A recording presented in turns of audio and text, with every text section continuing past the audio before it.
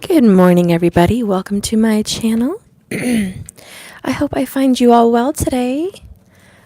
I hope you all are doing really good. Let me just put something set up here real quick.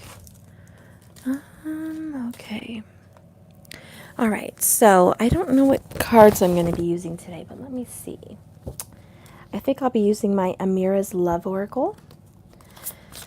And this is just going to be a check-in this morning about what is happening with your divine masculine, divine feminine relationship.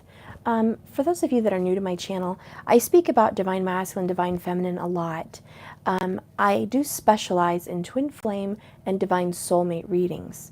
There is one of the two to be a divine love. Any other kind of love can be a soulmate. However, they can be a karmic soulmate, or they could just be a soulmate. You may not be in any kind of a particular relationship at all. But this is what I specialize in, so if I come off talking about divine masculines, twin flames, or divine soulmates, there is a difference. Twin flames are going to be one soul, two people. Okay, very rare, very special on this journey. Divine soulmates are going to be people that are orchestrated in the higher dimensions to be together. You are two people that knew each other in a past life, and you're meant to be together again. It's kind of a contractual relationship, usually results in marriage or children. In any other kind of relationship, karmic can also involve children and orchestrated above to meet that person and go through these lessons. So that's a possibility as well, but it has more of a negative tinge to it and a lot less spirituality. Whenever I go into the divines and the twins, it has a lot more to do about spiritual journey and the path. So I opened up this reading today with my title, Divine Path and the Love That Seems So Difficult. And this is because you're following the spiritual guidance, the spiritual path, and you realize that there may be some difficulties. There may be some troubles, some trials, tribulations, obstacles, third parties, financial issues, all kinds of things. Now that I'm refreshed this morning, I can just say in a nice, clear-minded voice, I want you to check your astrological chart. I highly recommend Vedic because it's more accurate as far as your soul's path. Tropical astrology is more accurate on personality, possibly. But I find personally, for me, both are very accurate. I love that tropical talks to me about my personality. Okay, these are some traits that I have. But I also find that I have the same traits and the same personality in Vedic astrology. Even to the deeper part of my core. It touches into my past life, my family history, and my core values. So I do see Vedic as more of an inner core self, and I do see tropical as an outer core. I mean, no, not an outer core, an outer shell. Okay, so I like to follow both, but if you're ever interested in the path for you as far as the soul goes with your lover or with career, I definitely recommend you look into Vedic. And I usually check the North Indian chart. North Indian, not South Indian, that's just my preference. I am able to read that chart easier, and it just makes more sense to me. If it doesn't to you, that's fine. You can do the South Indian, which is more like a square, and it starts on a specific side, and it kind of looks like a Monopoly board game. You kind of go around. The North Indian chart will be more like diamonds. Little diamonds into a square chart, little diamonds. So I like to follow that one, okay? But let's just go ahead and get started on your loving relationship on this divine path. So if you found my channel today, you're probably on a divine path. We have family and new love. Interesting. These are the first cards that came out. So we got family and new love. Now this is kind of like the Ace of Cups. It can be a new love as far as your family's rejuvenated. It's refreshed. Love is renewed. Okay? And it can also mean new love, period, is coming into your life. We'll see more what's going to be showing in the cards. I hope I explained the astrology charts and all that in more detail for y'all, so you're not confused. If you have any questions, please let me know.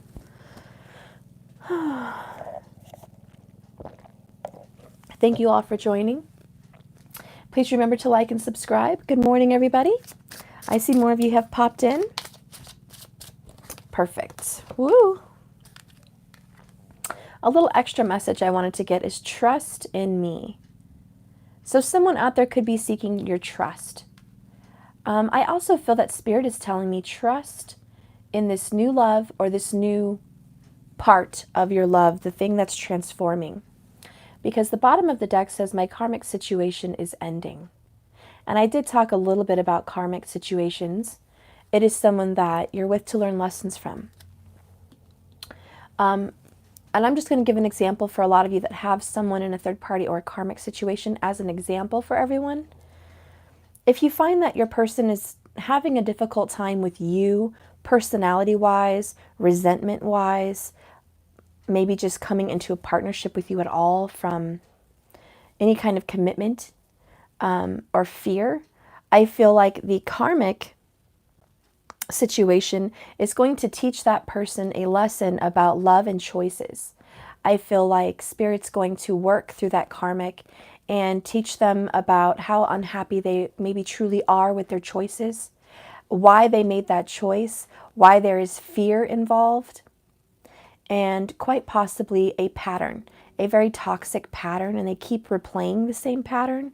And so these karmics are coming in to show them somewhat of a revelation about that pattern. Sometimes it's not the divine partner that is revealing the lessons. Sometimes lessons are going to definitely be coming through a karmic partner. And they're going to reveal to them a lot about themselves, a lot like mirroring. They're going to reveal. It's kind of like shining a flashlight in the dark. You made a difficult decision or a bad choice, possibly. At that time, when they've really been submerged into the lesson with a karmic partner, they have a wake-up call. And it is a mixture and a cocktail of karmic waking up and also the divine sending love, fifth-dimensional communication, which is telepathy, healing energy, love, romantic feelings. Especially if your guys' kundalinis are already combined, you guys already have a pathway for direct communication in your dreams, and every single day you're together spiritually, just not physically. Okay, so there is a lot of that direct connection coming in as a constant into a karmic situation. So understand if they are in one, if that's just an example, it is going to end. There's no karmic situation that will last forever. There's just not, unless someone completely refuses to follow their path. It's quite possible. We have free will. But I just wanted to put that out there. Very rarely in the work that I do have I ever seen someone veer from the path completely.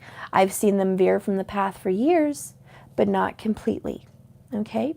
And the level of achievement as far as success on this journey is really up to you individually. You always have to remember key core things, like what you think about, you bring about. The attitude of gratitude. It attracts things, the law of attraction.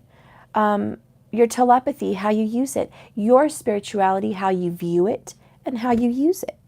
If it is put on the back burner, your situation will not prosper. Everything inside you has to prosper on your own. You have to fill up your cup so you can give it to your person. You have to fill up your cup. So it does depend a lot on the person individually to create the universe which surrounds you, which involves your person. You also have magical abilities that you will learn to use. They are divination tools. You can use them to help your situation. You are being tested and your wings are stretching. Don't be afraid to fly. You know, if you're being given all these gifts, all these spiritual tools, don't be afraid to fly. Big key. All right. Hi, Jolene, you miss me? Oh, maybe you're hurt currently and I'm drawn to seek you out. That's quite possible. The Lord works in mysterious ways. Someone had a comment earlier. Stephanie, how do you feel about tarot cards and what it says in the Bible? And they gave me a link to religion and what they say about tarot cards, which in Deuteronomy and Leviticus, it's clearly pointed out to not seek omens, not to seek futures, to not speak to anyone that has any psychic ability. My my answer on that, and I put it in the comments, I don't know if you got it, was the Bible is full of psychic powers and abilities and divination and healing and supernatural. The Bible's full of supernatural, but it comes in later, mostly in the New Testament with Jesus, because he brought in all this he brought in all this spirituality here. So he really popped in the New Testament using healing powers, a future telling, seeing gifts as far as reading people's minds, understanding what illnesses they have and healing them. He was very supernatural, very gifted, very, very gifted. Obviously, he was divine, and he was using all of his abilities at once. They didn't really have cards in those days, or maybe he might have used them. I don't know. But I do know, even in the Old Testament, King David sought out, who was it, Daniel, to tell him about his dreams, was it? So in the history of religion and Bibles, there's always been someone foretelling the future, either through dreams, either through visions, okay, and healers, people with magical abilities. And a lot of spiritual people sought them out. Usually the rich, wealthy spiritual people, but they were sought out. Even King Solomon sought out the supernatural to build his temples. Okay, speaking to angels is the same thing. It's using your divination, it's using your third eye. Even the Egyptians did that. And I know they weren't Christian, I'm just bringing it up that the Egyptians were clearly a psychic community. So that being said, they're all using it. And so if you are coming from a religious sector, understand that don't be afraid to use these divination tools to further your journey. Don't feel like you need to hold yourself back because of a view or something that was said that this is evil. Keep in mind in Leviticus and to Deuteronomy, let's just remember how they treated women. Okay, I don't think that's going to fly today. Well, not in this country. So you need to remember things have changed. And the views of the people that were writing that information were very close-minded, very hierophant, very much in a box.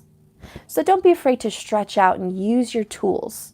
They're given to you by God. They're given to you by the universe. Use them. You can further your journey faster and more in depth the more you open your mind to that fact. Okay, so enough of that being said, I just wanted to point that out. Whew. Let's go ahead and see what's going on with the divine lovers this morning, huh? Let's see what comes up. Shout out to a past healer. That's awesome. Angela, I don't know if you're watching. I know you have a very busy career, but I delivered your reading last night, and I see that you haven't watched it. So please watch that. And that is for an Angela C. Apparently I had a couple Angelas, so let me specify. Angela C, check your email. And I brought you up because you, my dear, are an extreme healer. And I'm very interested to see what you have to say about that. Your past lives really came out in your reading. Okay, let's see what's going on here. Divine lovers, we have 2 of Wands. I love this card. Look how she's getting advice from 2 beautiful little cherubs. Excuse me. Okay. So I feel like there's a fire sign that is seeking advice and counsel. There's a fire sign that is a little torn. I believe you might be seeking counsel from friends. Friends. Okay. I don't know how good of advice that will be. We're going to keep going and figure out what's going on with that. But there's a lot of communication between you and your friends. And I think you've been throwing around ideas. This could be about business. This can be about love. I honestly feel you sneak around, how do you say, like you present an issue and you paint it in a different light so your friends can give you advice like, oh, this is happening to my friend. Or what would you do in this specific scenario? And you're getting advice from them without saying the name of the person you really love. You're seeking counsel. I feel you don't have family. I feel like family is distant. And I feel like you're just trying to get an honest opinion without bias. So I think you're seeking answers. Okay, you're asking a lot of questions. 4 of Cups, you're currently not satisfied in a relationship with, it could be a water sign, but it doesn't have to be. I just feel like you're not happy where you're at. You're a little forlorn, you're a little bit dissatisfied, and you're feeling a little bit sad today, a little bit melancholy. I think you're just also very unsatisfied with your journey. I don't think you're happy in your journey. I don't think you realize how divine your journey is. And I think that because you haven't been exploring all these paths that I talked about this morning, your journey seems very boring, and it tastes like vanilla pudding, okay? Which I actually like vanilla pudding, but it's very bland. You're looking for something more. Maybe a little creme brulee in your life. Maybe you're looking for some divine perfection of decadence, or whatever you say. Maybe you want, I don't know, something very special, but you're not satisfied right now with vanilla pudding. And it's just very bland, okay? It's not that it's not good, because who doesn't love a good vanilla pudding? It's just, it's bland for you right now. You're just not you're not enjoying or savoring life. You went out to dinner and you had a nice steak because it was cooked by Village Inn. But it does not compare to going to Texas Roadhouse or, you know, wherever your finest steakhouse is, okay? It just doesn't compare to that. Yes, baby. Okay, and then we have Four of Wands. This does include a commitment. This includes, again, we have strong fire really in this chart. Sagittarius, Aries, or Leo. And I feel like you're currently committed and you're just not satisfied. I already see 2 4s. You're controlling this outcome. You're controlling and overpowering your path because of a commitment. This is, I've already made a decision, therefore I'm stuck. I must be stuck in it. No, you're not. No one's stuck in anything, and I think you know that, and I think that's why you're asking opinions. This is especially true if someone is in a relationship and they're getting advice from other people because they possibly want out of this, and they're kind of seeking a way out. You might even be having conversations with your lover about, you know, are you happy in this relationship? Are you really happy? Does this make you feel satisfied? Or how do you feel? They may even be asking questions about that. Okay, so let's go ahead and see what's going on. We have 5 of Swords. This is arguments. This is a little bit more than chit chat, guys. This is not sit down at the table for coffee in the morning. Let's have a little talk. Okay, this is arguments. This is accusations. This is insecurities. I feel like your partner is alarmed. Thank you so much for your super chat. My twin flame was a polyamorous relationship. Oh my goodness. And not committed long term because I am traditional. And that is not very divine to me. You're absolutely right. And I'm glad you brought that up, because a lot of people think, you know, it's okay to have that. And I was ironic. I was just 222 on the board as I said that. I was watching an Amish interview last night, and you know how that is. And it just came up to me, like, these people that think it's okay to have multiple relationships, even in the Mormonism and etc. Of course it's religion. They're brought up to believe that. But also it's very selfish. And it's a very devil card. It's very gluttonous. How do you say gluttonous? Gluttony. You want all that you can get. It's also very fearful. It's a fear tactic because you are fearful to be committed to one person because A, you may not satisfy them to the fullest extent, and you're scared of disappointing people, so you're a people pleaser. Number 2, you have a fear of intimacy, being truly open and raw with someone. So those are 2 red flags for me as a reader when I see someone that wants to be involved in a polygamous relationship. I really feel like they have a lot of fears and a lot of insecurities. And the only way to stay afloat is to say, I have many people. Therefore, I can't disappoint anyone because I'm so wanted. I'm so desired. I'm wanted by so many people. I also find that, and this is just from an astrological point of view, so please don't be offended, but sometimes people are unfortunately dealt with a very difficult situation astrologically, and that would include Rahu. Hold on, guys. I'll be right back. Please just chit-chat for a momento. I'll be right back. He's bored, and he wants his Iron Man, and it shut off. Hi, baby. You're so good. You want Daniel Shavians? Yes. You can't have them. They're his. He's going to be mad. You're going to have to ask him. He is going to be mad if you take it. That's the whole point. Here, I'll take you to go watch Iron Man. You have to leave his things alone, honey. He is not going to be happy about that. And I'm not going to have you break him and have a huge fight about it. I'm not. That's not fun. That's not nice. Okay, you can hold the rock. You are so precious. I love you, Squishy. Are you my Squishy? Are you my Squishy? Yes, you did. You threw up yesterday.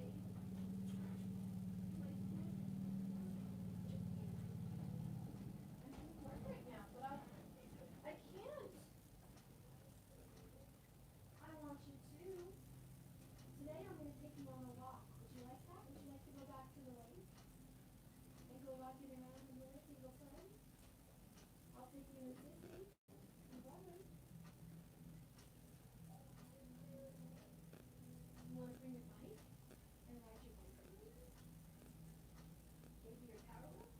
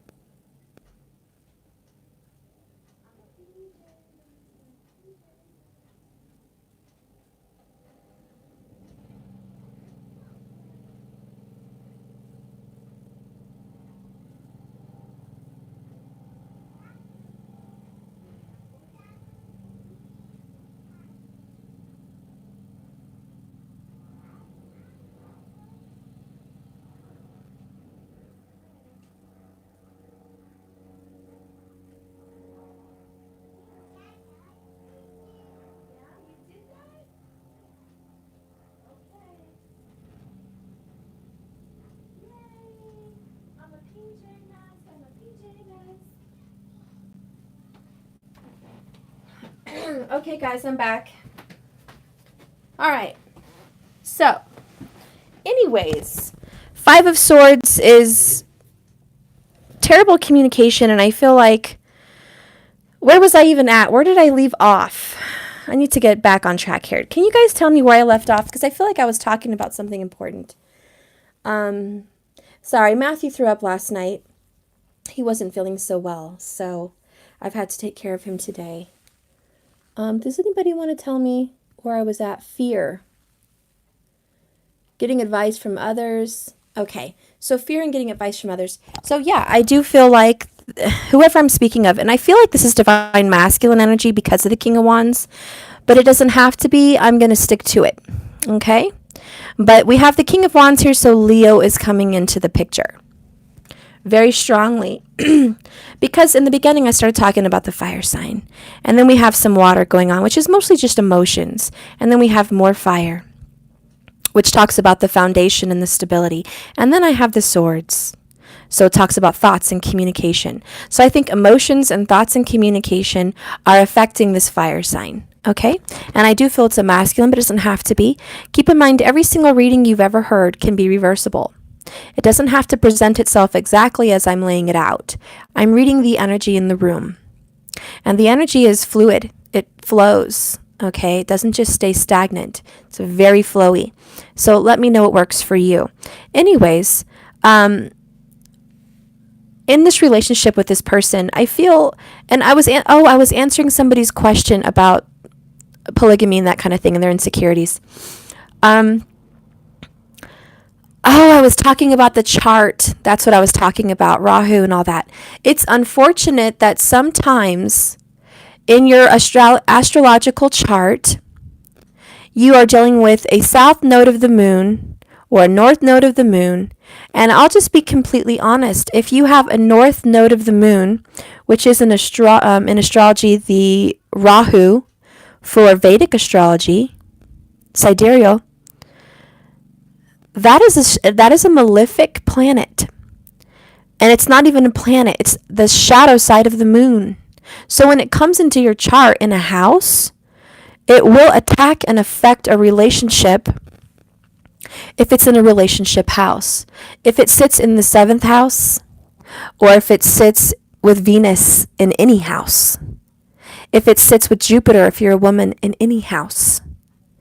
It's going to affect your relationship and your marriage. So the 7th house, anywhere with Venus and anywhere with Jupiter. Anywhere with Mars if you're gay. Somebody asked me why Mars if you're gay. Because it's a masculine energy and Mars would be your lover. Mars would be your attraction, your sexual attraction and energy towards someone. Your desire for someone. And that would represent your spouse, your person. Venus would be for a lesbian, okay? If you're another woman and you're interested in another woman, Venus would be your spouse there, a feminine energy. Mars and Venus are very masculine, feminine. Do you see the difference? Why doesn't Mars represent a spouse for a female in a chart that's seeking a male? Mars actually represents your sexual partners. Mars represents the way you like to engage with sex and the way you've had sex with people in the past. And Mars actually can represent those sexual men that are good looking and that are the ones that seek you out, and you may have a short relationship with them. Okay, so Mars can represent relationships, but not spouse, not for a woman. Spouse for a woman would be Jupiter. And traditionally that's because Jupiter represents a mature man, someone that's going to be long term, the biggest man in your life, the most important male presence in your life, more than a father. Sun would be like the father. So Jupiter would come in as the spouse, the one that you will be with long term. So yes, that does, just to give you guys some the reason why I talk about that. Anyways, if you have Rahu playing volleyball in a house with your spouse, it sometimes does not go over well. Now, I want to be very specific because everyone's going to freak out and say, I have that. Listen, I have that too. So I'm speaking from experience here. When you have Rahu, and I believe I have it with Venus, and I believe I have it with Jupiter, and I believe I have it with Mars. I have quite the little cocktail in my 7th house, which is the house of marriage. So I will speak from experience. I have had long-term relationships. I've had love and family in my life. It's not going to exile you from that. You're not doomed to have a divorce and doomed to have no family and no love and no anything. You will have that. It just presents difficulties. Some of you may have several relationships. It's been documented and proven true that someone that has Rahu there with those kinds of aspects have multiple relationships, and usually more than 5. Okay, it's quite a bit. It's more than 5. Some people are born on this planet, strong Taurus, and they've got Venus there, and they've got Saturn in the 7th house, and boy, they wait till they're 30 to get married, and then boom, they're married, and they've got one spouse for the rest of their life, and it all works out. That's a great chart, but sometimes you're dealt with a situation like I have, or maybe you have, and you're going to have several mistakes along the way, and you're going to have several issues. If you have that in your chart and you're watching my channel and you are under 30, God, get it out of your system. Don't reserve yourself.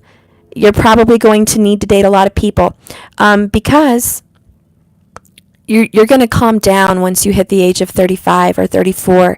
You're going to calm down, and you will be able to stay in a relationship. And keep in mind, it could be your spouse that's in this energy. So they may have had multiple relationships and difficulty staying in one. And and I will speak about this card, the Four of Cups. If you have Rahu there in one of those charts, like I said, you will have unsatisfaction in a relationship because Ketu, the south node of the moon, is looking at you, aspecting your relationship. So it's always a disappointment. Every time you find someone, you're disappointed. Every time you get into a relationship, it just isn't satisfying. And this is the person that I'm reading for. It feels like a divine masculine, but I honestly feel like this person has Rahu in the 7th house with Venus. And it may be in their Navamsha. It may be in their older chart once they're over 34. Okay, I feel like it's something they have to really overcome. And I feel like if you have one of the nodes there, it talks about divorce and separation. And I feel like the person I'm reading for has had maybe 1 or 2 divorces, some very big separations with spouses. And I feel like it's because of a lack of satisfaction in the relationship. I do feel like this Leo wants relationship. I feel like this person desires and craves for marriage and craves for commitment. But I feel like this person has a problem being happy when they get into it. And I feel like if there is a karmic situation involved in that scenario, it's like another karmic situation. They're having to work this out. They're having to mature and conquer their spirit, their path, because this person has a divine path. And it's not just about love and marriage and children. All those things are beautiful.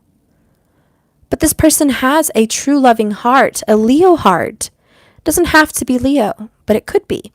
Virgo is obviously very probable because a Virgo in tropical would be a Leo in Vedic. So this person really does have the desire for love and relationship and commitment. The only problem here is this person's not happy when they get in one.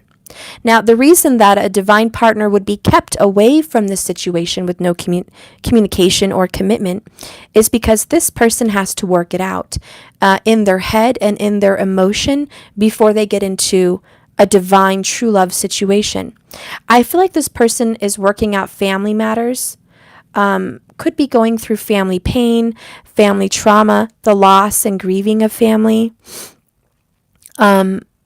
I feel like this person could just also not be close to family and is, hiding a lot about their true selves, their true identity.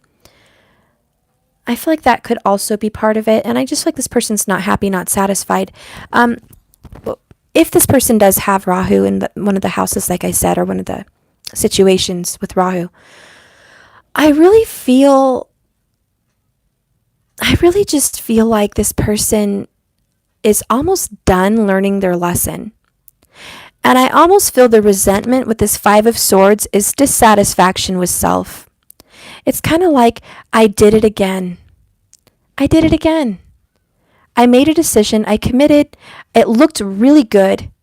All my friends might like this person, or, maybe it seems so great. But now that I'm in it, I'm not happy. And so that's why this karmic situation is going to end, because someone here is going to bring it up. Someone here within the next 5 days is going to say, you know what? I'm not happy. Are you happy? Please don't lie to me, because I know you're not. Why are we in this? What are we doing?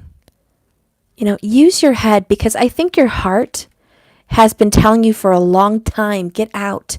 Get out of this situation. Get out of this commitment. Even if you have children or family, it's like, get out of here. You're very, very unhappy. And it looks to me like there's jealousy and insecurity. And Leo, masculine, or Virgo, if you are with someone and committed, they don't trust you as far as they can throw you, honey. They don't trust you to go to the gas station. They don't trust you to pick up your phone. They're definitely certain that you are texting somebody else, or there's something you're hiding in your phone, and they definitely want to know what is going on. This is like investigative work. They are always questioning, always asking you. And even if they're not verbal, you sense the tension and you can cut it in the room with a knife. It's thick. It's really, really thick. And you know better than that, don't you? You know better than that. And you're not following your heart, because your heart might even belong to a Gemini, which would be the Lover's card. But look at this. You have a gemstone. A gemstone. Saturn, karma, true love. You have karma to deal with a true love. Saturn represents diamonds and gemstones and earth, anything underground. This is very Saturn. This is a love. This is also saying this is a karmic love. This is saying you have love elsewhere you are meant to deal with on this path. Family may even be involved with the true love, and you're having difficulties because your family's separated because you're within a karmic. That is quite possibly a situation. The one red flag that I see here is trust in me, and my karmic situation is ending. I feel like this is here because you're telling your person, which I feel is a karmic, trust me. But they can't, can they? Your karmic person cannot trust you. You are not faithful. Your heart does not belong to her or him, does it? You've been toying and playing, back and forth between a divine love and this karmic for a while. Isn't that the truth? Let's see what's going on, Mr. King of Wands. Let's see what's going on. Ooh, we have one card I didn't read. A Leo again. He's definitely a Leo. We have strength in overcoming obstacles. Hello. Yes. So I just want to say, you're meant to overcome this, honey. You are meant to overcome the relationship and get back involved with the divine empress, a divine partner. Okay? You're meant to overcome this and trust your heart. Again, look how the empress and this person, the Leo, is holding the heart. They both are touching their hands, holding the heart. That reminds me of the infinity symbol, the two hands touching, grabbing each other. It's a circle between two bodies flowing together. And it's just like you are mending the heart, healing the heart. You're overcoming this Leo heart. You are trusting your heart. You're overcoming your pain. And I love how the divine feminine is kissing your head. And in your head lies the light, the sun. I love that. In this person's head is the light, the sun, the knowledge, the wisdom. Do you see that? I love that.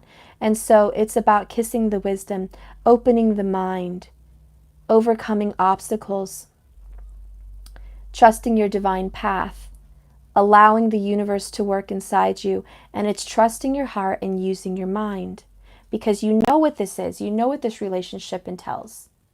And it entails an ending. And it may have been prolonged, but it entails an ending. Definitely a Virgo in the house too with Leo, because look at this. King of Pentacles, Virgo energy. Could also be Taurus, could also be Capricorn.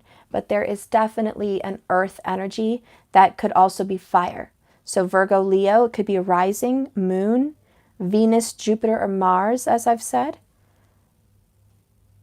It could just be the sign in the 7th house that's full of planets. It could also be maybe in your 7th house there's no planets, but these signs are sitting in that house. Could totally be that. But let's see what's going on. What's going on with your divine counterpart? What's going on with your divine counterpart? Now we're getting to it. Now we're getting to it, honey. What's going on with your divine counterpart? And I will see what's going on with the karmic underneath that. What's going on with your divine counterpart? Ooh. No, they want me to start with the karmic. We have devil energy. The divine counterpart is really affected by the karmic partner. The person that you love is extremely overwhelmed and feeling defeated, trapped, overrun, and soul tormented. See the soul torment? Soul tormented by the karmic partner or your karmic situation. I also feel that it's possible that your love is possibly in a karmic situation also. Okay, like they're trapped maybe in their own situation. And if it's not another lover, maybe you guys are just feeling very trapped in a karmic cycle. Someone brought up polygamy. Someone could also bring up, this is overthinking, but it's negative overthinking. This is very strong pessimism. This is self-defeat talk. Okay, this is self-abuse. Self-abuse is the key word. Hi, Donna Hart. It's coming in, honey. It is coming in, sweetie. It's done, and it is definitely finishing up. I've had to restart it, and it is definitely coming in. I emailed you that you would be receiving it anytime, okay? I'll check on it again when I'm done here. But this is definitely a situation that has been overrun with turmoil, pain, and just feeling like you can't get away and you can't win. There's something you guys can't get over. Karmic has psychic attacked me with telepathy. It's yes, this is very possible. Maybe the karmic is attacking you in some way. But a lot of the devil card talks about self. It's usually someone that's in a box when the box is meant to be opened. It's not locked. It's also presented in a situation to where it looks like you're chained to someone else, you know, but it's all illusion. Because, you know, it's like the magician. You're being told that you're in this situation, but you're really not stuck. This card does come up when you feel like you're stuck in a religion or a sect of people and you can't get out. You know, there's a lot of people that feel they can't escape a religious point of view or family, but really you're not locked up. You're not locked in. You're not truly kept as a prisoner. You just feel like your mind is a mental prison. Because if you release yourself from them, then you lose everything. You lose your family, you lose your way of living, everything. So it's literally a mental prison. It's like you're not literally stuck, but you feel like you are. And those are usually bribes. This is usually coming in the form of stay because I have money. This could be parents, religion, lovers, jobs. Stay because I'm providing. And even though you're not happy, you stay. This could be stay because you have responsibilities and you stay. You feel stuck and chained and, you know, like you cannot escape. Even though you're literally not chained, you just feel like you are. Your mind is in a prison. This is a prison. And it's soul torment. We have Three of Swords. This is leading the divine feminine to broken heart energy. This is watching somebody else live your life. There's a divine feminine out there and you are looking out of a window, basically, looking out through this. There's a black veil covering Damon. This is from the Vampire Diaries. He's awesome. God, he's gorgeous. Anyways, he's looking through this black veil and it's dark. It's looking through things through like darkness. You see things very dark. You don't see a lot of light here. You don't see a lot of hope. You're looking through life in a veil of sadness, through a veil of disappointment. This is that mind-mental trap that I was talking about. Sometimes you create your own glass ceiling, break it. You see that you are trapped and stuck because possibly your partner is trapped and stuck, and you don't see your way out. And you're watching someone live their life without you, and this is hurting you. This is stabbing knives in your heart. You feel wounded. Your heart is extremely broken to the point where maybe you've cried your last tear because there's nothing left to cry. This is someone that has cried and cried and cried and sobbed and wept, and they're dried out. They're all cried out. This is someone that has tried and tried and tried to do things different and always feels they're hitting a brick wall. So they sit down and say, I'm defeated. You know, this is someone that is just hurt by all the effort you've given, and it's not enough. Brokenhearted completely because you know you're the one for this person. You know you're the one for this person's journey, the soul path, the love, the true love. And you're just like, why are we stuck in this situation where we feel completely trapped? I want to escape, but I can't even escape my person. Because, you know, it's like this. Once you've opened Pandora's box and you know something, you can't unknow it. You can't unlearn what you know. And I talked about this in my video yesterday. It's like now that I know all these things that are going on with our government, with sex trafficking, with all the corruption. I can't unlearn it. I can't just go back to trusting the government or believing some political, fashion. I can't, because now that I know, I have passion and desires and I can't go back. I want to change things, fix things. I feel things. So this is what's going on here. You can't go backwards, guys. What? What's that scratch? I don't know. Maybe it was the kitty yesterday. Yes. Can I please hold you? And give it to the living room? And take you to the living room? Yes. You just walked in here for me to hold you and take you to the living room? Yes. That makes no sense, baby. Please do it. Please do it. Okay. Okay, I'll be back, guys. I'm going to please do it. Please do it.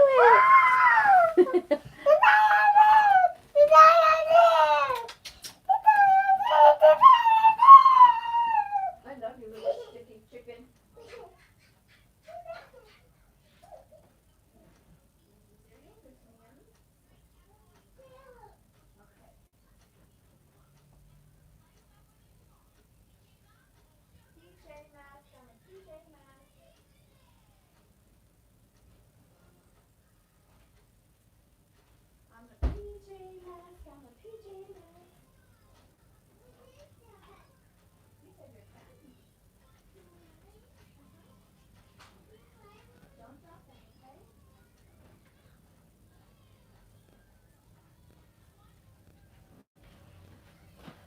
He just wants mama's love.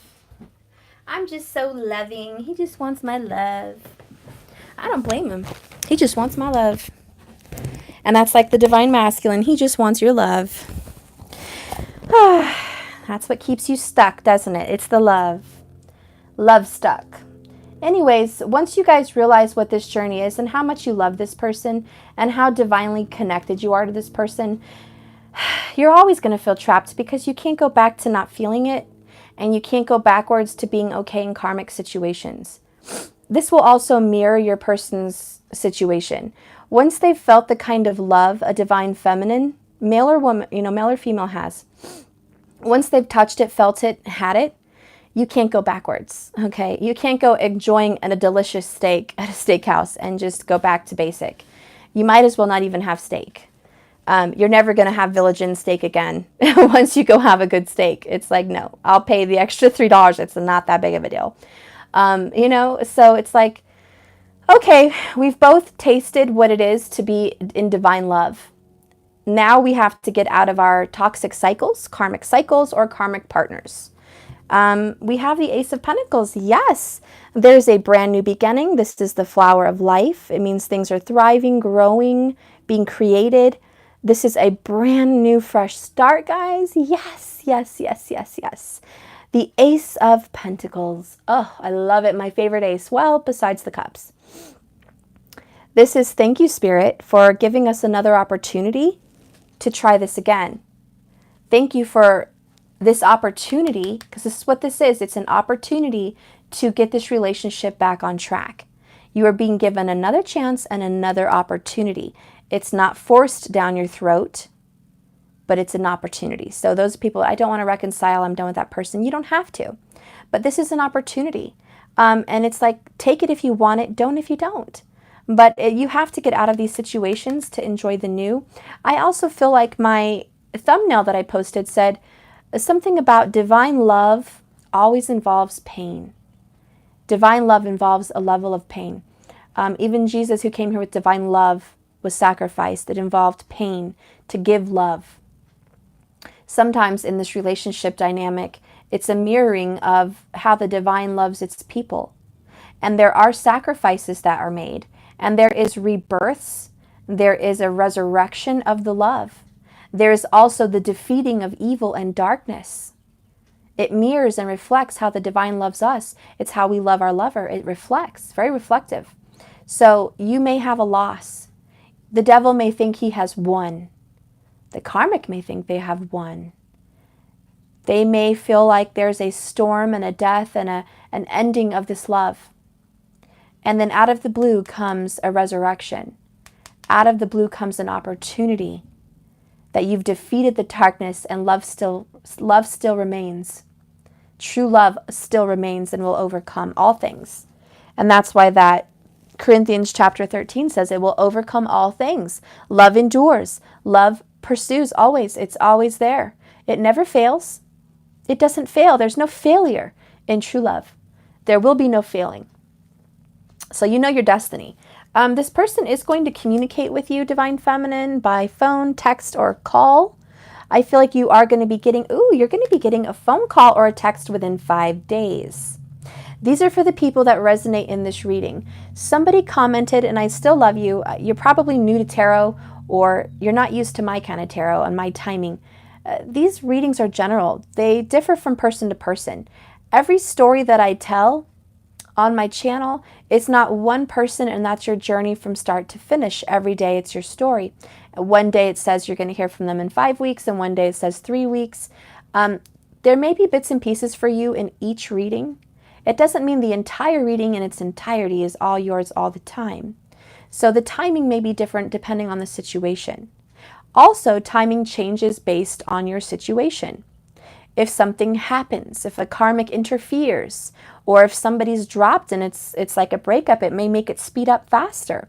You never know what kind of energy is shifting and changing the timing. I wanted to mention that. So it looks to me like within 5 days, you're going to be getting a call or a text from this person. I feel it's because this person is going through some turmoil, some stress at home with family or friends, and they're feeling overwhelmed. Honestly, they're feeling a lot of pain, and they're feeling overwhelmed, and they kind of want to talk to you because you're their lover, you're their friend, you're everything to them, you're their other half, and they just want to unwind and speak with you about whatever, because I think that you have the energy to heal them and make them feel better. I also feel, and the next card is Six of Swords, if you guys have been in a difficult situation to where you guys have been arguing a lot lately or not talking, I feel like you guys are going to start speaking again. And it's probably because I think this person feels bad and feels the distance, and they've been feeling very sad without you. They've been feeling very unhappy without your energy. It's like they got a taste of what it's like to not have you.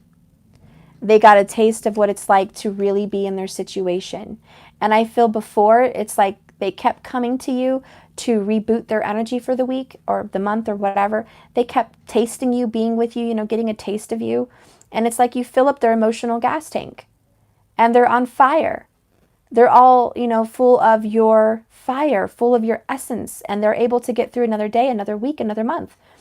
And that's because they keep coming to you and dipping their toes in, but not fully submerging themselves with you, not fully committing, just in and out, kind of Knight of Wands kind of energy. And then they go back home and they're able to live that out for a little while. It's sad to say, but it's kind of like they're able to live in their misery because of you. Sometimes we are the enabler. Sometimes we give them the love they need or they're lacking, and we've enabled them. And sometimes they go back and they're okay to last for another week or two or month. And you keep giving them that. And I feel like you, or this Divine Feminine energy here, has quit, and you've been feeling so sad and so brokenhearted, and you guys had some kind of a fight or an argument or a split or a separation of some kind. And this person's been on E, completely on empty, and needing to recharge, needing to come back to you. And I feel like this person may reach out to do that. Now, it's up to you if you want to recharge that battery or fill up their tank. It's up to you on if you want to give them that satisfaction. There's a fine line. Some of you, I recommend give love and give romance because your connection is on thin ice. And you need to establish a foundation, and you need to establish passion and love again, and you need to establish forgiveness and a deeper connection. Some of you, that's very important, and I say do it. And there are some of you that the connection's good. The connection's always good, but this person is in and out. And the more they come on empty, they just come for a fill up, and then they go back. And that's not good. And it's those people that are in communication a lot. You see this person a lot. The sexual energy is good. And whatever. For those people, I don't recommend you just fill up their tank like that, because you end up empty-handed. So there's two situations, isn't there? Anyways, this person is going to reach out within 5 days and maybe try to set up a meeting or a meetup. Okay, a meetup. Let's see what else is going to be said. This is trying to move forward and getting over the past. This person may be also seeking forgiveness of some sort. Saying, can we get past the past, if that makes sense? Can we put the past behind us? And I love that little cute thing by Lion King when Rafiki slams that stick on Simba's head. And he's like, ouch, that hurt. He's like, yeah, but it's in the past. And he's like, yeah, but it still hurts. And he's like, yes, the past can hurt. But the way I see it is you either learn from it, you know, and go, and you grow from it. Or you stay stuck, sitting there sad about what happened. And I feel like what's happening between you guys is, no, let's not be upset. Let's not sit here and be upset about the past. Yeah, the past hurts like hell. Like hellfire, man. Devil and 3 of Swords. Yeah, the past hurts. But let's get past it. Let's move forward, guys, together. We're going to go towards the sun, not away from it. And I like this because this bird is going towards the sun, which is setting. But that's the Leo, the sun. And we're talking about Leo a lot here today. Okay, or Virgo, because like I said, they could be cusping a lot. And we do have the Ace of Pentacles. I also feel Gemini is really a lot in here, or Libra. I just feel it. I don't see it. But the 5 of Swords, Page of Swords, you know, that's kind of Libra. 3 of Swords can also be just a mixture of any of the air signs. But I feel it's Gemini because of the 3rd house. So the number 3 of Swords, it's Gemini energy to me. And we have the gemstone up here, True Love. So I do feel that could be a possibility. But anyways, it's moving past the drama and getting on with it. Getting on with your lives. You guys are flying towards this Leo. I see this feminine down here. You're going towards the Leo. It's good. 9 of Cups. I like it.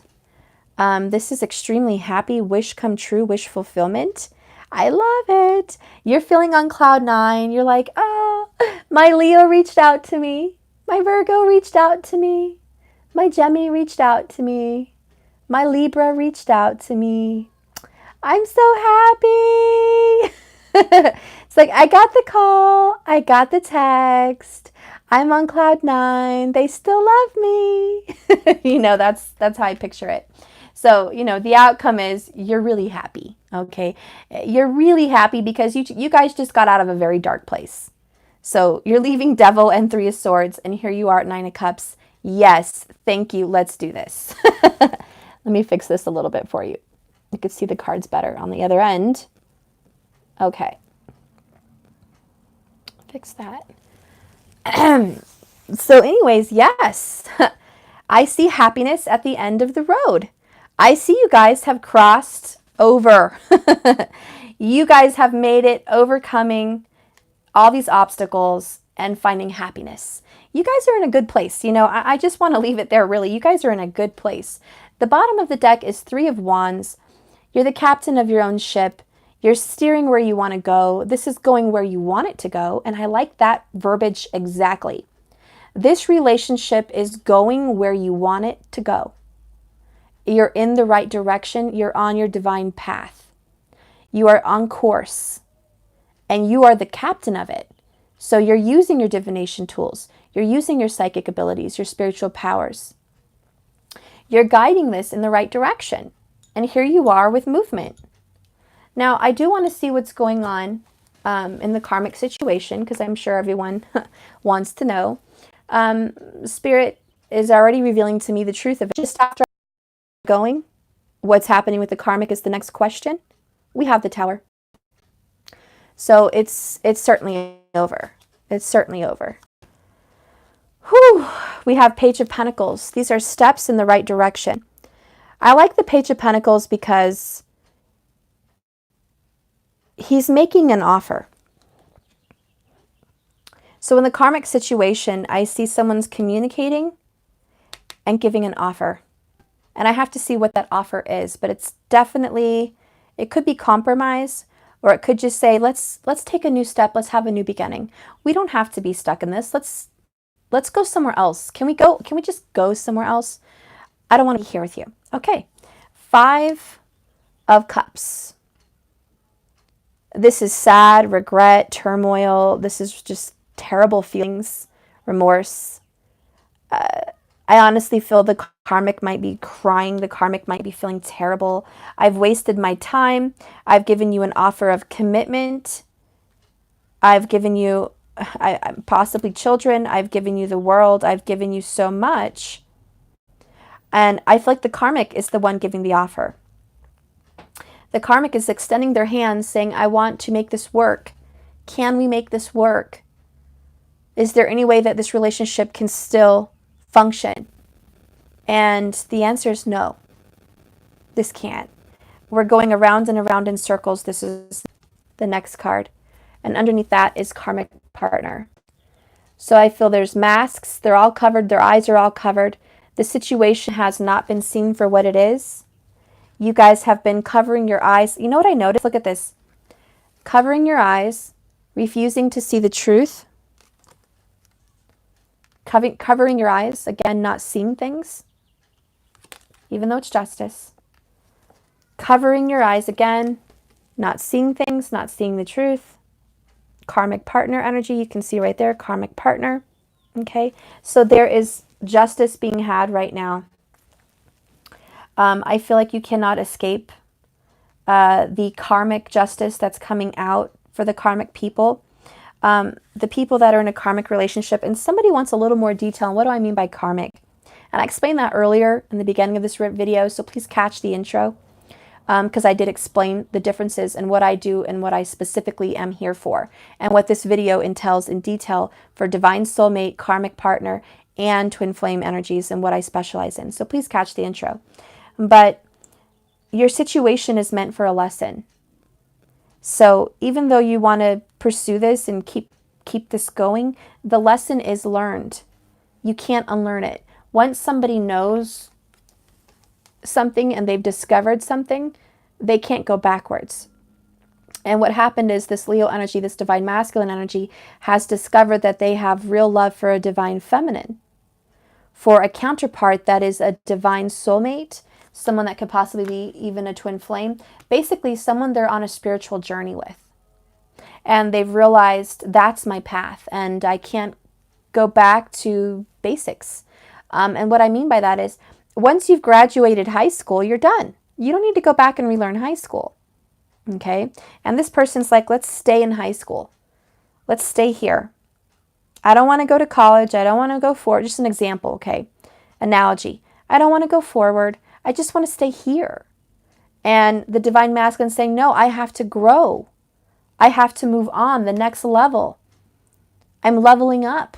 I can't be here anymore. We had a good run. It's like, you know, you've had that high school sweetheart.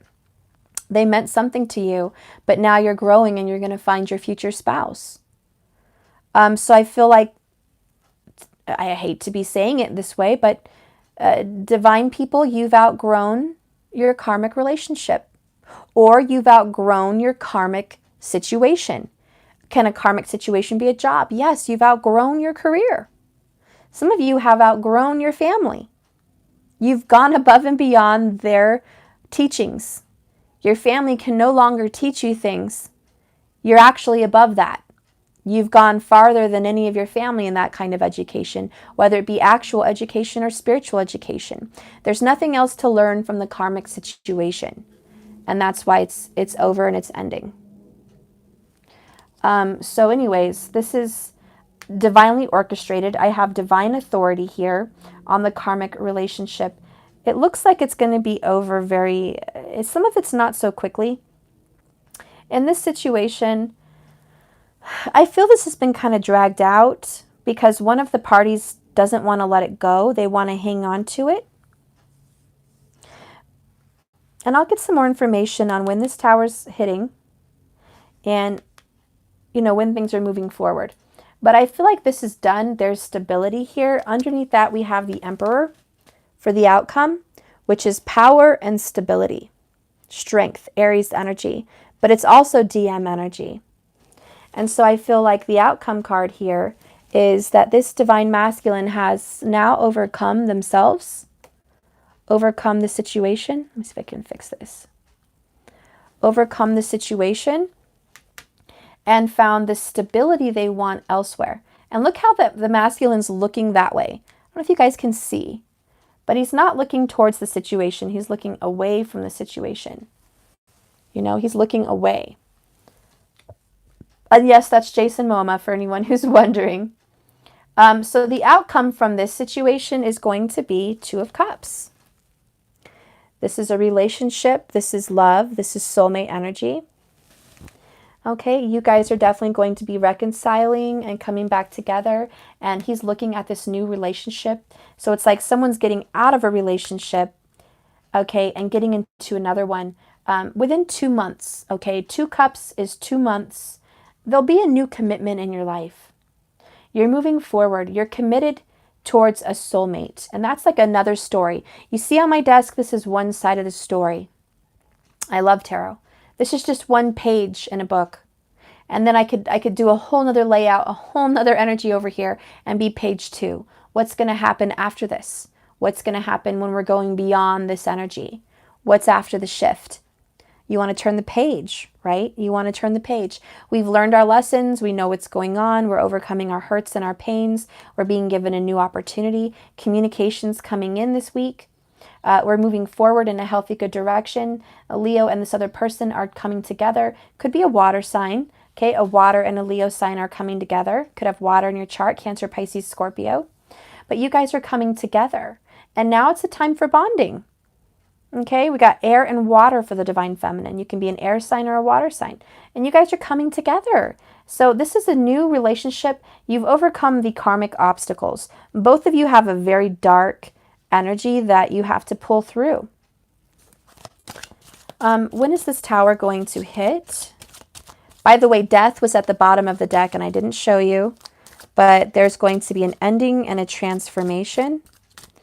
So just keep your eyes open, keep your eyes peeled. There's an ending and a transformation. I wish I would have showed you death when I saw it. Maybe I'll still see it. There it is. So that was at the bottom before I started shuffling.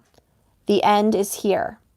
So just a little omen of what's to come. Okay, the karmic situation is ending. Okay, so let's tell me a little bit more about this tower. Tell me a little bit more about this tower. We got the, ooh, and I got the world card. Where'd it go? I just lost it. It was sticking out. Come on, world. Okay, well, he doesn't want to come out. But the world card did come out, which is an ending of a cycle and the beginning of a new one.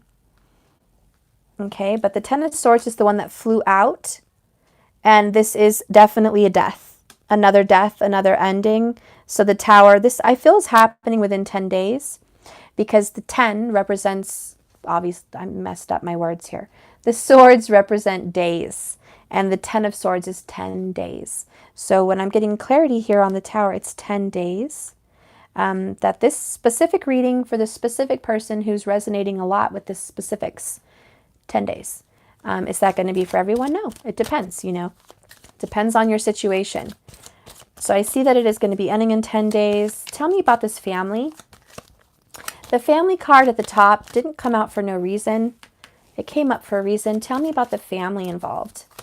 Tell me about the family involved in this reading, please. It's funny because my spirit guide, who is a Gemini, is funny, but my Ascended Master is very quiet. My Ascended Master is just quiet and peaceful and very direct. And whenever I talk too much, I always hear this, stop talking, start listening. So my ears start ringing like, yep, you're hearing me. So anyways, I'm gonna, if I stop talking, guys, it's because they're telling me to tone down my Gemini-ness and just listen because I'm getting messages and I talk too much. Okay. What's happening with this family?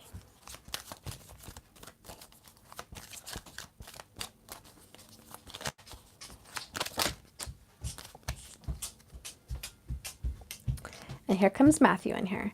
So we've got the Eight of Pentacles. And Matthew's contributing to the family noise. Blah, blah, blah, blah, blah.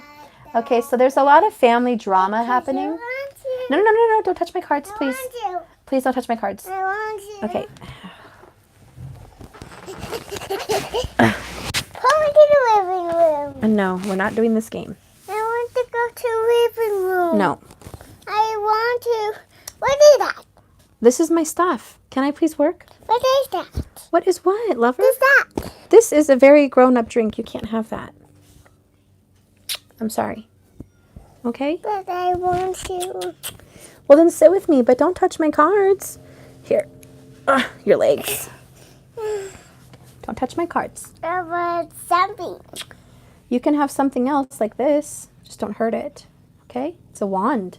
It's a magic wand.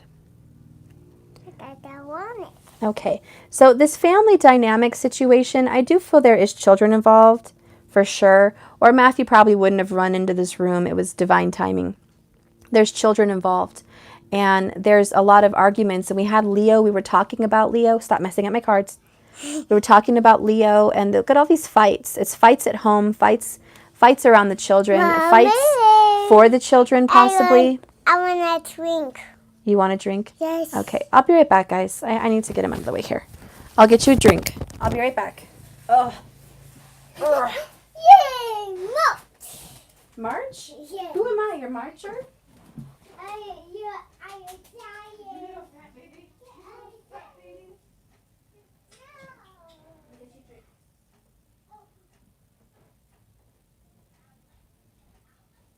You watch your PJ Masks.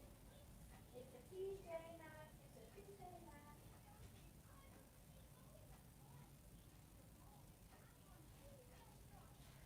PJ Masks.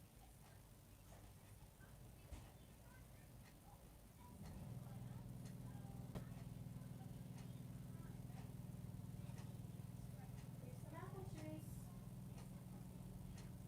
You do like apple juice, don't you? PJ Masks. PJ Masks. Here.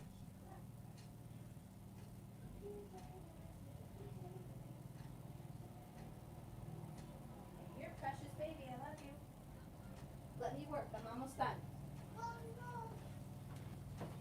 Okay, so clearly there's family involved. There's some family dynamics that are presenting complications, possibly complications to getting things done. I also feel I have two specific storylines. I do feel if you're a divine partner and you have children with your divine masculine, because the Emperor does represent a father, okay? Now, it could be a mother if your divine masculine is a female. But I feel like you do have children with this partner, and so some of your complications are the simple fact that your children are in the midst of all this war. And that creates a level of guilt and madness in and in itself, because it just complicates the situation. It's a very detail-oriented. Virgo comes out strong again. And it's like this person, whoever you are, it could be all of you involved, are paying attention to the fine details. You don't want to tell someone the wrong thing, give anyone hopes, make moves. You're having to be very careful because the children are involved. And there's more to this situation than meets the eye.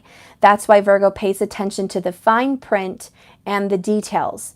There's also this energy of the Eight of Pentacles, which is daily routine. And I feel like an aspect of this family is the daily routine is completely messed up.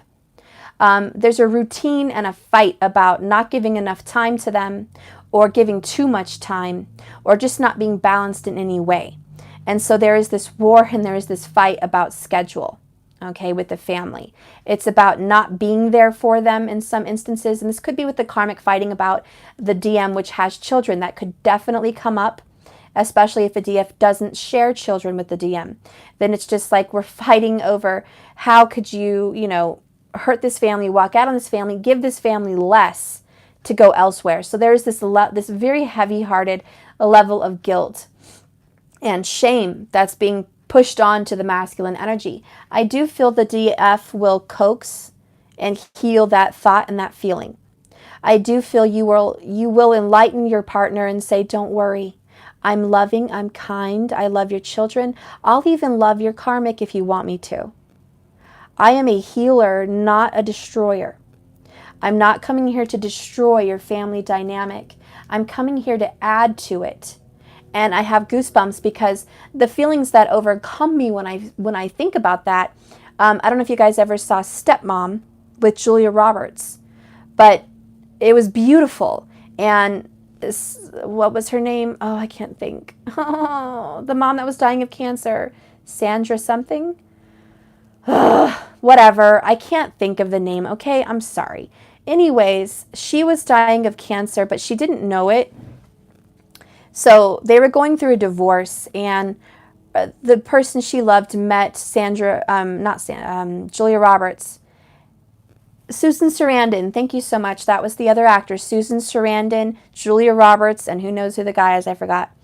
But so the husband left the home, left the family. They had a divorce. He met someone younger. He met someone more for him. She was a photographer. She was fun.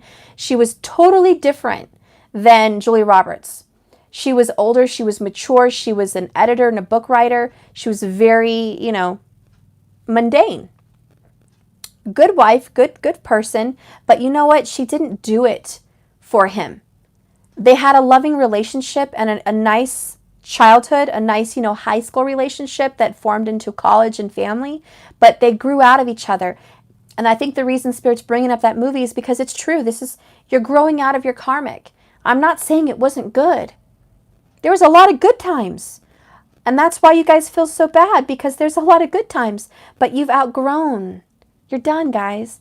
And it hurts. It hurts everybody involved. It could hurt the karmic. It could hurt the divine, feminine, masculine. It hurts everybody. No one wins Five of Swords. No one feels like they're winning anything because everyone's hurting. That's not a win.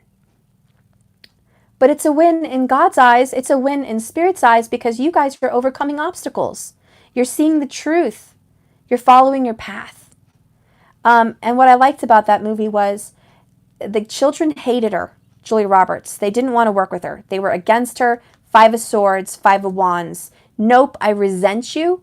I don't want to welcome you here. I don't want you here. You're not a welcome person in this family. And so she felt very rejected. And, the husband kept loving her and pursuing her, and he asked her to marry him. This set off the children and the other partner. You just got divorced. Now you're asking this person to marry you? She's half your age. You don't know who she is. They just put her down. They didn't even know her. They just put her down. And it turns out half of the movie was just the resentment about this woman. And then the mother, the karmic partner, the mother learns she has cancer. And she doesn't tell the family. She keeps it a secret. She's trying to fight it. She's trying to live. And she learns that she won't. And at that time, she wakes up and she realizes, I'm leaving. My husband divorced me. He found another spouse. There's someone that he loves that he'll spend his life with. My children are going to have another mother. They're going to have another woman in their life. I shouldn't be fighting her. This woman's going to be in our family. I have to show my children that because I'm leaving, it's going to be okay. I'm not going to leave my children in rocky waters, in fights and disputes and family war. I'm not going to leave this world like this. I'm not going to leave this world like this.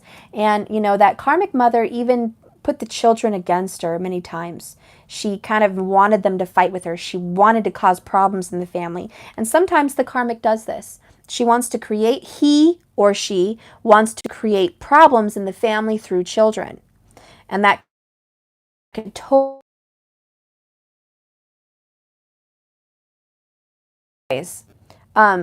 so this person really feels like they're instigating problems through children, or there is problems through children. There could even be the element where someone is feeding a child bad information to cause problems in this other dynamic.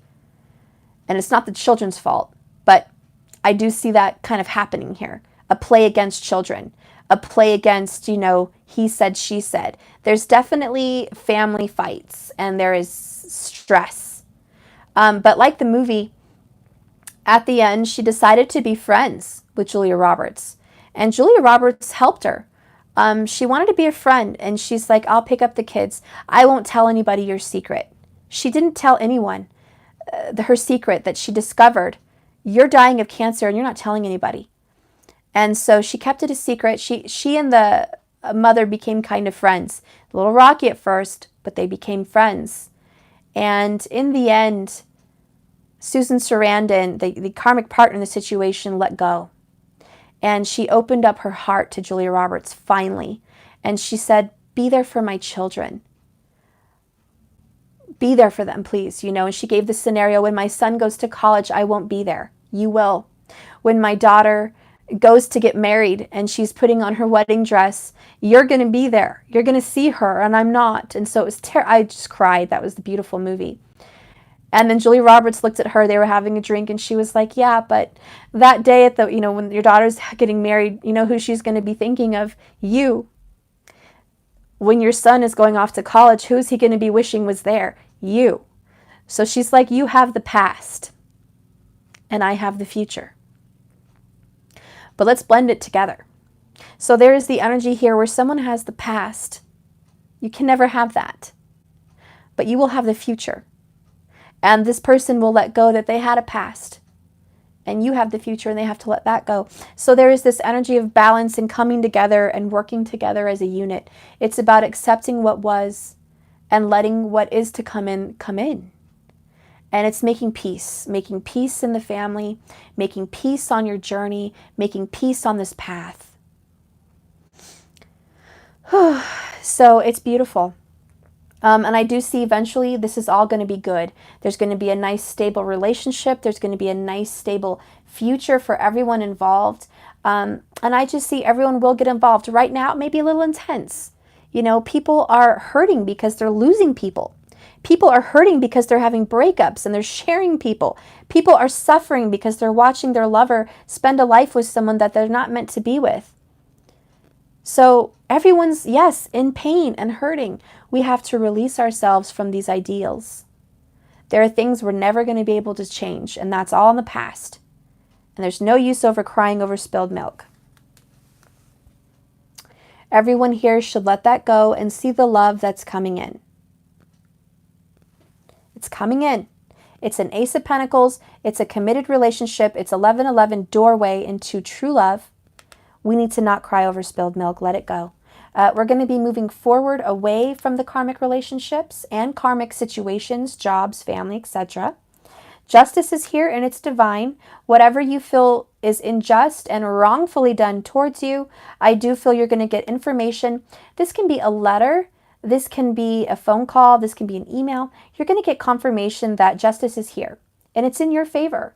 For some of you on a more non-love note, I see that if you've been waiting for a letter or an authorization or something to come in, it's been very stale, it's been very up in the air, and you've been stressed about it, I see that it's coming in. You're going to get word that after all this difficult stress and anxiety in your stomach, not knowing what's going to happen next with your home, with your family, with your future, with your job, whatever it is, I feel you're finally going to get this confirmation through some means of communication, like I said, letter, text, email, whatever, that you're moving forward and that things are okay. They're going in a good direction. You're past the drama, okay? And that's with your logistics, with your home, with your money, and your love, okay? You're all getting past the drama.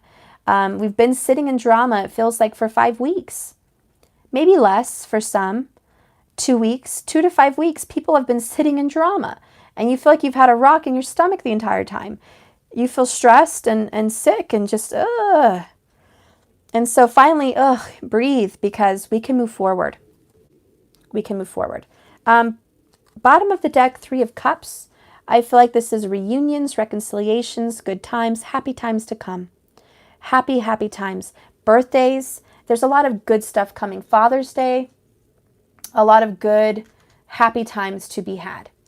So that is the reading there. Let's go ahead and get some oracles before I go.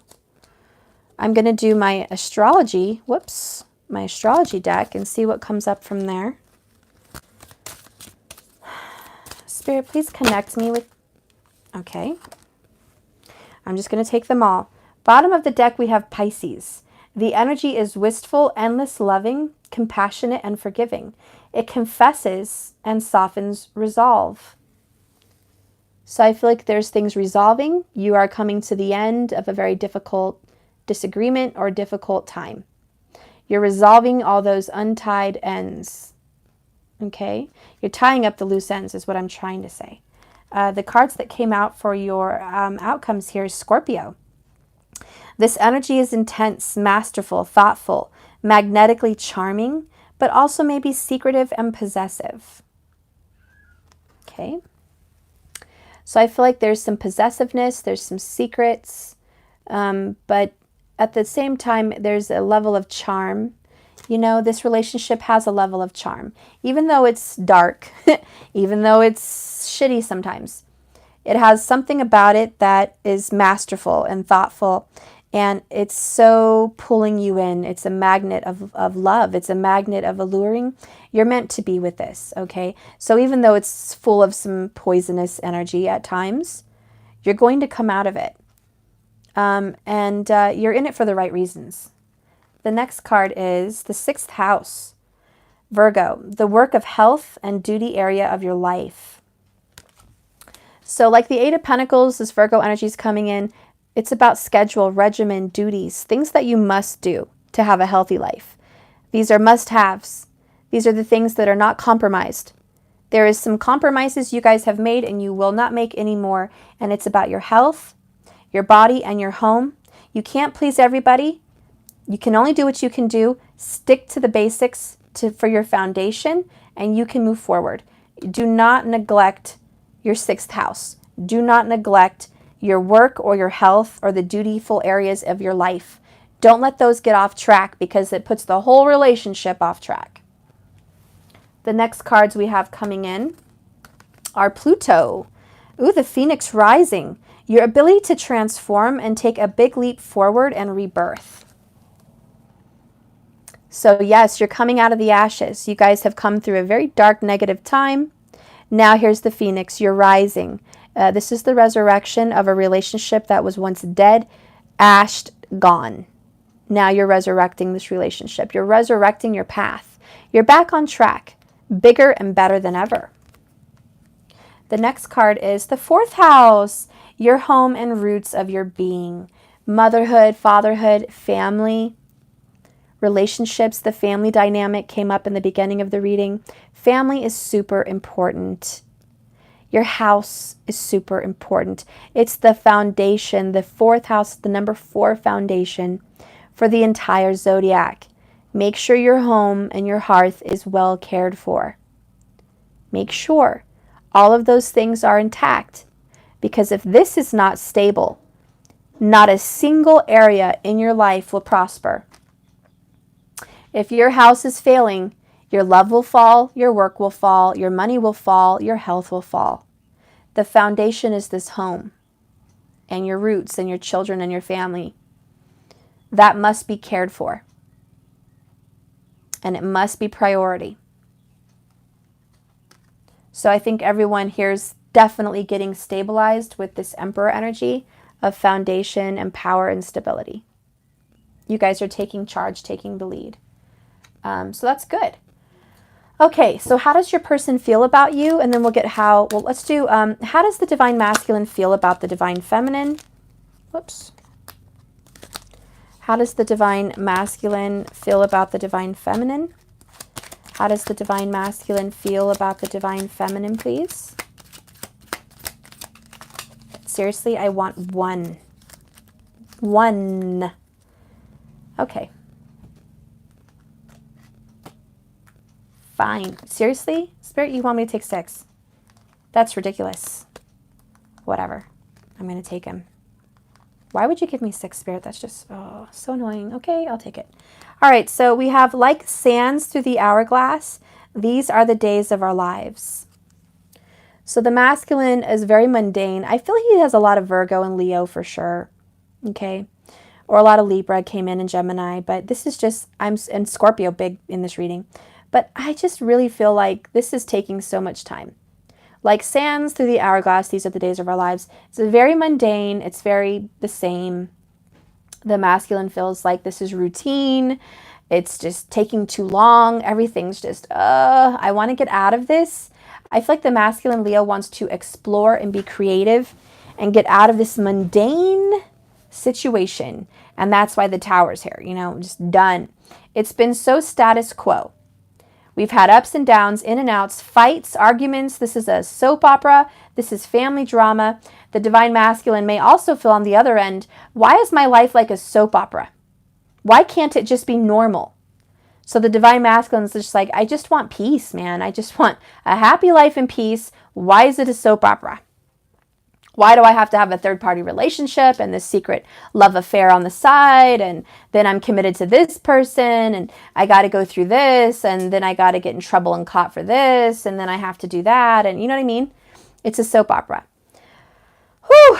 The next one is I Want the Fairy Tale by Pretty Woman. So masculine, that's what I'm saying. He wants a normal, happy life. Or she. I just want the fairy tale. Can't I have the picket fence, the career, the beautiful spouse, the money, the perfect car, the perfect life? Can't I just have the fairy tale? We'll see. You're Still the One for Me by Shania Twain. Okay, You're Still the One for Me. I hope you guys know that song. I'm not going to sing it, but you can Google it. Shania Twain, You're Still the One for Me. So I feel like masculine's definitely saying, male or female, out of all this soap opera, out of all our ups and downs, I still want a happy ending with you. You're still that person. You're still my king. You're still my queen. You're still the one that does it for me. You're still the one my heart sings for. You're still the one I'm guided to. Okay? The next one is The Heart Has Its Reasons, of which reason knows nothing, by Blaise Pascal. The heart has its reasons and reason knows jack shit. And the masculine's like, gosh darn this Leo heart. Damn it. It wants what it wants and it's not being smart. So the masculine's like, damn you to hell, heart. Damn you to hell. Because he's like, I just want to have a normal life, okay? And you keep dragging me over here to this drama because I have a true love. And the heart wants what the heart wants. Period. There's no reasoning. There's no logical. There's no, oh, this makes sense. This is the right thing to do. No. The heart's like, I'm sorry that anyone ever told you that the heart made sense, because it doesn't. In fact, the heart is batshit crazy. It's very batshit crazy. And sometimes it wants bad things and sometimes it wants good things, but more than anything, it wants what it wants and it doesn't care what you say. So I think the masculine has been in this energy of fighting feelings, back and forth with the heart, back and forth, just, I want this, no I don't. I want this, no I don't. Quit telling me, what is this? Stop. This is like, oh my gosh, it's fighting your own feelings. I don't want to be with my divine feminine. She's no good for me, or he's no good for me. They're not right. I'm already in a comfortable situation. Don't make me stretch my wings. Quit. I'm comfortable. And then the heart's like, no, you're not. And then they flash some sexy picture of you in their phone or their head. And they're like, oh man, why do I desire this person? Quit thinking about them. No, la la la, baseball, home run. Oh, nope, there she is again. In my head. Okay, I'll call her. You know, that's the kind of insanity that's going on in their head. And they're like, what the freaking actual is wrong with me? Okay, I'm not going to call her. Nope, fuck that. I'm not. We're fighting. We're mad. She said some shit that triggered me last week. She's trying to control my schedule and tell me what the F to do. This is my life. I'm the man. I make my shit roll the way I want it to roll. This is me. I'm going to listen to my music. I'm going to go work out. I'm going to go work. I'm going to go do this. I'm going to go blah, blah, blah, blah, blah. And they're like, yeah, I'm not in that. I'm not contacting this trigger. Ain't no healing going around here. I don't think so. Nope, not going to do it. I have my own shit. And then all of a sudden, they have a shitty day and they're like all emotional. I miss my feminine. She comforts me. But if I call her, I have to apologize or kiss ass. And I don't want to do that. Nope, not going to do it. But I miss her voice. I just want to go in her house. It's so comfy. I just want to go be with her. Damn it, stop telling myself that. I am not thinking good thoughts about that person. Hail to the no. And then they're driving down the street and they see your name. They see something that reminds them of you. And they're like, oh God, I just want to try to forget about this person. I can't. You know, they go somewhere and they see a number 1010, 1111, 55. Like, My DF is coming and talking to me again. And they can't escape you. They can't escape you. And then they realize that the heart wants what the heart wants. And they realize when they go to bed at night, you're the last person on their mind. And when they wake up in the morning, you're the first person on their mind. And when they're at work, you're the only person on their mind. And when they're driving, you're the person on their mind. They just can't. And they feel drawn to you. They want you. There's a desire. There's a magnetism. Very magnetically charming. And even though it seems scary and very uneasy for them, the masculine does not feel the divine feminine has a very good foundation for whatever reason. They just don't feel that way, okay? That's why a lot of them are stuck in a karmic situation, because they feel that the divine feminine has a very shitty foundation. And it's probably half true, because the feminine is all emotion and all fire. Very rarely do we have a healthy foundation. Rarely. Not never. Rarely. So they feel very uneasy coming into that, and energetically, but they keep being pulled and torn. When they realize that you guys are meant to be together because you're both your yin and your yang, your divine masculine, divine feminine, perfect balance for each other, they have something to bring to the table. And so do you, because where they lack, you gain, and vice versa. Or where they, you know what I mean. So anyways, their heart is going towards a direction which makes no sense to them, and logically is not something they want, nor logically is something they want to pursue with you, period. But their heart is telling them, go. You love this person. You want this person. So that's why you always feel this back and forth pull in and out. It's because they do not feel solid, but their heart keeps taking them towards you. And that's kind of how they feel. The next card is, the best thing to hold on to in life is each other. So this is like, I don't want to let you go. As crazy it may sound, as in and out of this relationship I may be, says the King of Wands, I don't want to let you go. I want to hang on to you. I don't want you out of my life. I may not have all the answers, but I don't want to let you go. I know that. And that's crazy to the masculine, because male or female, you know, it's crazy because it makes no sense. Why am I hanging on to this person for what?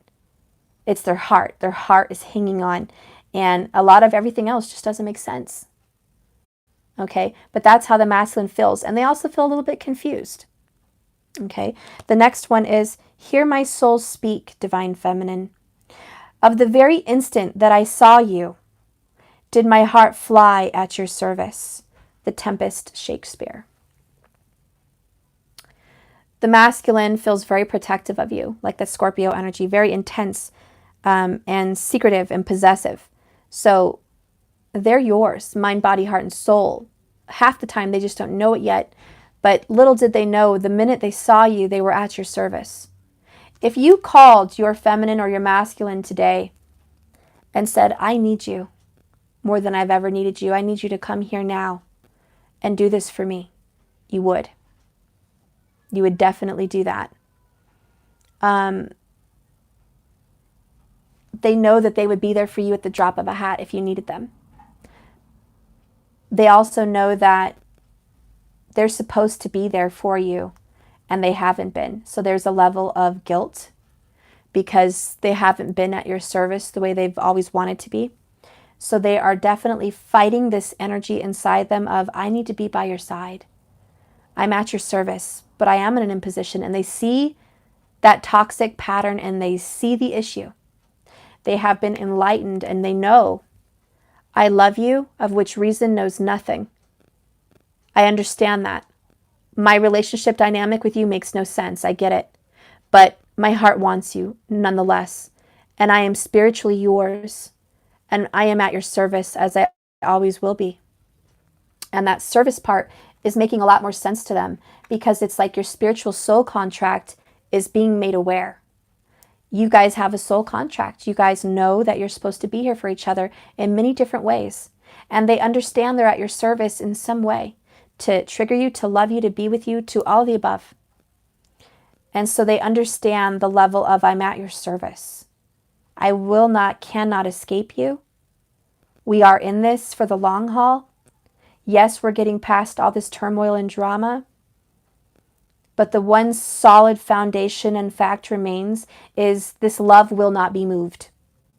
This love will not be shaken.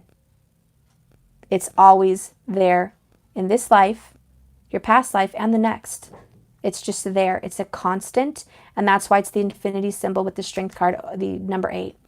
Constant. There's no escaping this divine love.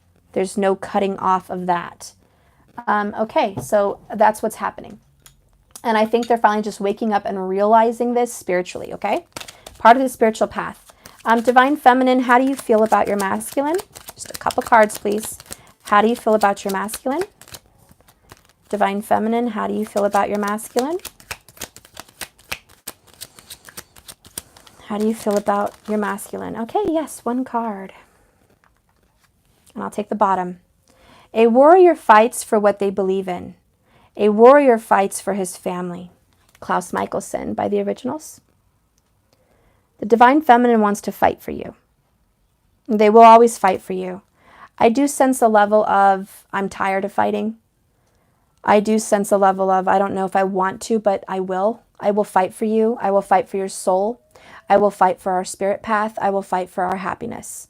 But there is this, you know, I'm worn out kind of energy. I have the Crossroads card here. This is what the Lord says. Stand at the crossroads and look. Ask for the ancient paths. Ask where the good way is and walk in it. And you will find rest for your souls. So that is the advice. If you feel tired of fighting and you're at a crossroads, you need to ask where the ancient, divine, soulmate, divine twin flame path is. If you feel lost, worn out, drained, and not sure that you can keep up this fight, you need to do just that. Ask where the divine path is, get on it, and stay on it. Because a warrior is what you are, and a warrior fights for what they believe in. And you know you believe in this. Okay, and a warrior fights for his family, and you know this person is your family. You will fight the good fight. You will fight for your family. Bottom of the deck again. So the lion fell in love with the lamb, Twilight. Okay, and I like that because we're talking about Leo. And the lion has fallen in love with the lamb. Okay, so you guys are yin and yang. You're complete opposites at times, and that's okay. That's all right. You guys are perfect for each other. Very different, but perfect for each other.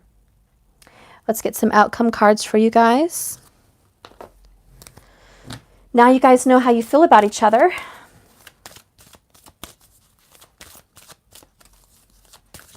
Divine Feminine, you know, you really just want to tell your masculine, I love you, I'm fighting for you, I always have been. But sometimes you put me on this journey to where I feel so worn out and I just don't know if I can. You're very opposite for me, I'm well aware of that. But know that this is hard and I'm choosing the divine path. I think you want to tell your masculine you're choosing the divine path. That's your choice. And you're going to stay on that as a strength. Okay, as a strength of your relationship. Okay, so the cards I got that flew out is religious factors, past life relationship, and express your love. So again, like I said, there's going to be a lot of expressions of love. I've been getting this throughout the week. You guys are going to talk, communicate, heart-to-heart conversations. You will be expressing to each other your heart and your feelings. That's a lot of Leo energy, a lot of love here, a lot of Cancerian energy too, but just I'm going to talk about my heart. Religious factors. Your love life is influenced by your religious upbringing and your spiritual path. Yes, we're talking about the spiritual path today. Your path is to be with each other, and you know this. And you know this, man. So why the drama, you know? But we all know why, because we have to learn lessons. And without pain, this divine love wouldn't be so worth it. Okay, so there is a level of pain, but you guys are getting through it. I do feel like you guys are being guided every step of the way.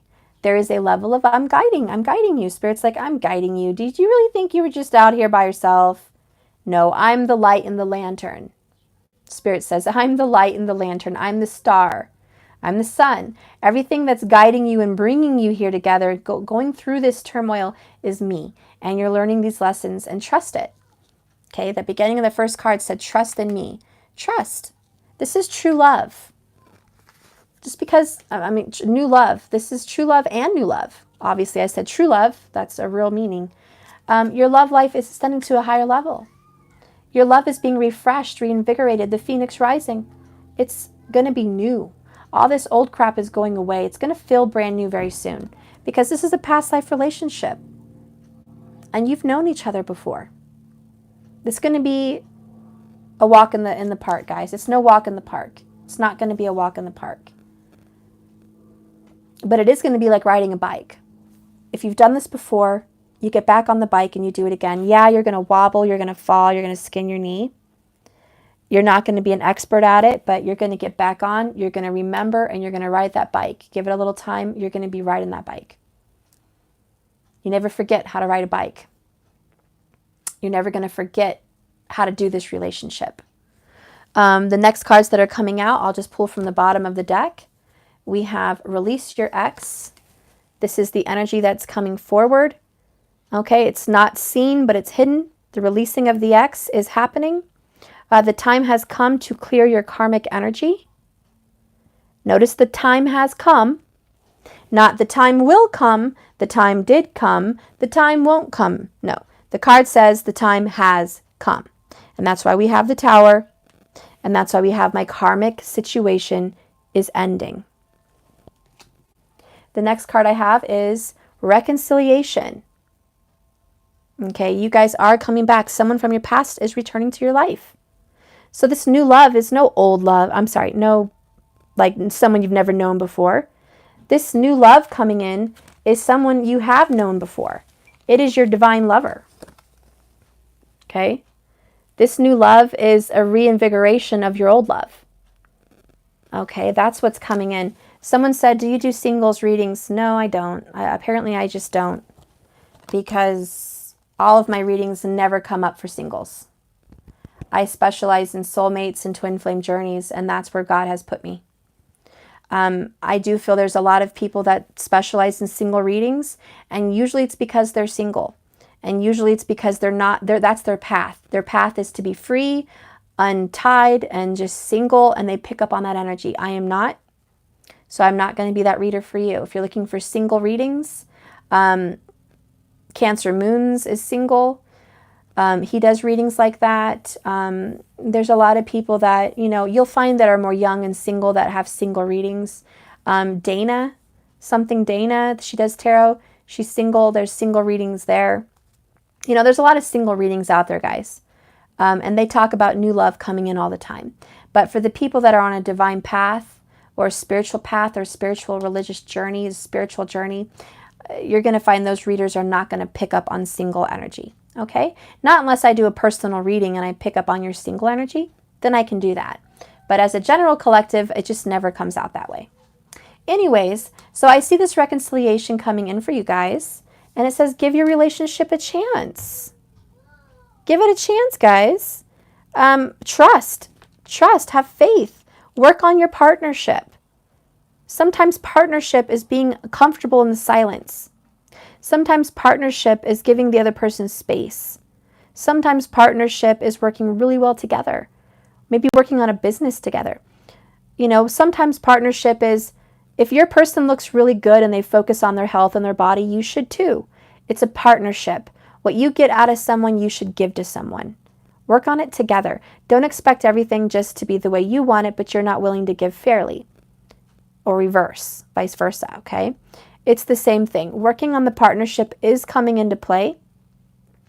I feel like this person is finally deciding to, work with you. Work on this relationship. Someone once before wanted it over. They wanted it to be just done. They wanted their divine relationship to be over. And I think there was, like I said, 2 to 5 weeks ago, a period of stop or pause. Okay, stop or pause. And it's because it was too much and they needed to self-reflect on their karmic patterns, their toxic patterns, and their situation. Sometimes the universe makes a divine partnership stop their divine journey to focus on the karmic journey. And the reason is there's a lesson to be learned. And if they're so back and forth with divine and karmic, the lesson's not being learned. So sometimes it's to take a step back and learn the karmic lesson without distraction. So sometimes that happens. But I see that now that the lessons have been learned, your divine path, you're back on track. Your love has been through a lot of pain and heartache. You guys are recovering. There's a coming back together. This is an apology. This is a recovery. This is a back in union, back in communication, back in each other's arms, back romantically. This is just really happy times. You guys are bouncing back, recovered, probably better than ever, better than you've been. Okay, your guys' relationship is definitely very connected now, very spiritual, very on track. It feels new, invigorated, and it has a boost. You have a boost of love and an inspired energy to be committed towards each other. Bottom of the deck, and I'll leave it there, engagement. Your love life is ascending to a higher level of commitment. So you guys are ascending. The karmic relationship is descending. Let me say it again because he's loud. Descending, and this relationship is ascending. It's going higher. Yes? I have to go for my foot in the pamper. Let me see. You put a toy in your pamper? No, Then what's in there? It's what? Turn around. no, it's something. You put something in there? It's that. Oh, okay. Don't put that in there, please. Can you not put your dirt in there, please? But I got more stuff. Okay, we're going to take a bath. Okay, guys, this is the ending of this reading. I'm going to go ahead and go. I hope you liked the reading. Remember, this is a journey, not a destination. So just keep swimming, guys. Okay. So anyways, I hope you enjoyed the reading. Have a blessed, beautiful day. Donna Hart, expect your reading soon. It's uploading, hun. You messaged me this video, the last video, and I got several emails. I gotcha. I'm all over it. You want your reading. I know. It's coming. It's just uploading, okay? Angela, please check your email. It's still not viewed. It's done. You need to see your reading. And Sarah, I've sent your reading days ago. There's no views. You have not seen your reading. I hate when I do readings, guys, and you're not viewing it. Because everyone's dying for readings. And then you guys get them, and you don't even look at them. So I'm like, I wasted my time. I could have had you on hold and done someone else. But I did your reading. And you need... Shh. And you need to view it. So please check that, okay? And for everyone else, thank you so much. Please like and subscribe. I hope to see you again tomorrow. I will do another daily. For everyone that's expecting readings from me today, and I've been in contact with you back and forth for a few days, and today and last night, I'm taking care of you. You're not going to not be taken care of. For everyone else that's still waiting, keep it up, guys. I'm getting through it all. I promise. I told you, closed my calendar to make sure all these readings are cared for. So trust me and believe it. It's all getting cared for. So that being said, donations are really important for me, guys, right now because I have closed my calendar. I'm no longer having any more incoming money. So if you guys can please donate or whatever, that would be greatly appreciated so I can keep the channel going because I do have to get these readings taken care of and it would really help me. Anyways, I love you guys. Thank you so much for watching. Mwah. Remember, just keep swimming. Thank you so much. Bye-bye.